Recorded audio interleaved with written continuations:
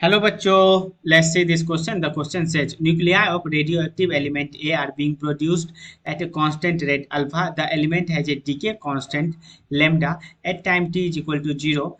There are n not nuclei of the element. Question कह रहा है कि एक रेडियो एक्टिव एलिमेंट है जिसको कि ए नाम है, जिसका ए नाम है, उसको प्रोड्यूस किया जा रहा है एक कांस्टेंट रेट अल्फा से।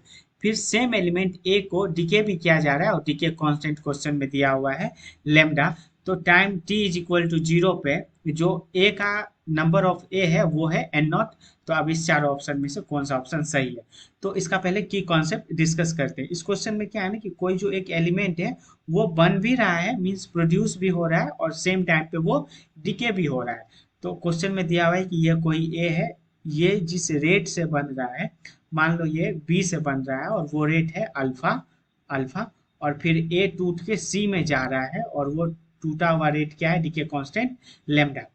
ठीक है, तो इसका की कॉन्सेप्ट होगा एक फॉर्मूला, जो फॉर्मूला अपन जानेंगे कि किसी भी टी टाइम पे जो ए का वैल्यू होगा, ए का वैल्यू वो हो जाएगा 1/लेमडा। लेमडा हो गया rate constant is equal to alpha minus lambda N naught A की पावर माइनस लेमडा टी। ये इसका की कॉन्सेप्ट हो जाएगा। लेमडा हो गया रेट कांस्टेंट और अल्फा हो गया क्या यहाँ पे, अल्फा हो गया कांस्टेंट रेट ऑफ प्रोडक्शन।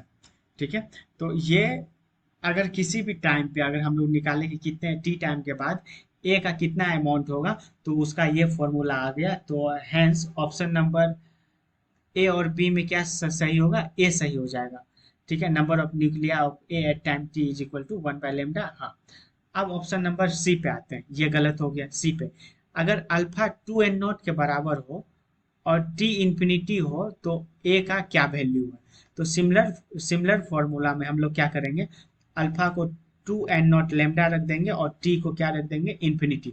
तो ये देखो क्या आएगा 1/लेमडा alpha minus lambda N not और ई की पावर माइनस इंफिनिटी जैसे यहाँ पे रखे तो ये आ गया क्या, 0। तो देखो ये यहाँ से आ जाएगा ए इज इक्वल टू 1/लेमडा और ये पूरा तो 0 आ गया इसके 0 होने के कारण। तो ये आ गया 1/लेमडा इंटू अल्फा। और अल्फा क्या था, अल्फा क्वेश्चन में दिया हुआ था 2n0 लेमडा। तो यहाँ पे लिख दिए 2n0 लेमडा अपॉन लेमडा। तो ये लेमडा कट गया। तो ए जो हो गया, ए लिमिटिंग वैल्यू वो आ जाएगा 2n0 के बराबर। मतलब जब टी जो है इन्फिनिटी पे जाएगा और अल्फा का रिलेशन लेमडा के साथ ये रहेगा, तो ए का जो वैल्यू होगा उस कंडीशन में वो हो जाएगा कितना, 2n0 के बराबर। तो hence option number C is also true. अब ऑप्शन डी में कह रहा है कि अल्फा अगर 2n0 लेमडा के बराबर है और टी हाफ पे ए का क्या वैल्यू होगा। ऑप्शन डी क्या कह रहा है, ऑप्शन डी कह रहा है कि जो ए का वैल्यू है या फिर जो अल्फा का वैल्यू है वो दिया हुआ है 2n0 लेमडा के बराबर और टी जो है टी हाफ के बराबर है। तो ये वाले इक्वेशन में सेम फॉर्मूला अपन पुट कर देंगे ये वाले इक्वेशन में। तो यहाँ से आ गया ए इज इक्वल टू 1/लेमडा alpha minus lambda N not E की पावर माइनस लेमडा और टी हाफ क्या हो जाता है, टी हाफ हो जाता है अपॉन लेमडा। तो ये और ये कट गया। ठीक है, तो यहाँ से देखो 1/लेमडा, ये अल्फा यहाँ सही है। यहाँ पे अल्फा की जगह पे हम लोग 2n0 लेमडा रख दिए तो ये आ गया कितना, n0 लेमडा के बराबर घट के और ये यहाँ ई की पावर माइनस लेमडा/2। तो ये आ गया 1/2 के बराबर। तो देखो ये अल्फा भी हम लोग क्या करेंगे, 1/लेमडा अल्फा को भी यहाँ पे 2n0 लेमडा के बराबर पुट कर दिए और यहाँ पे ये भी n0 लेमडा/2 के बराबर पुट कर दिए।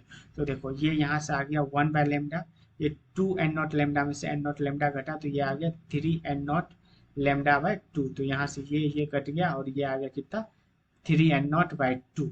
मीन्स अगर अल्फा 2n0 लेमडा और टी हाफ जो टाइम टी हाफ के बराबर हो तो ए का जो लिमिटिंग कंडीशन अमाउंट होगा वो हो जाएगा 3n0/2 के बराबर एंड ऑप्शन में n0/2 है। तो इसलिए ऑप्शन डी गलत हो गया। तो hence option number A and option number C is the right answer of this question. Hope you understood it well. Best of luck.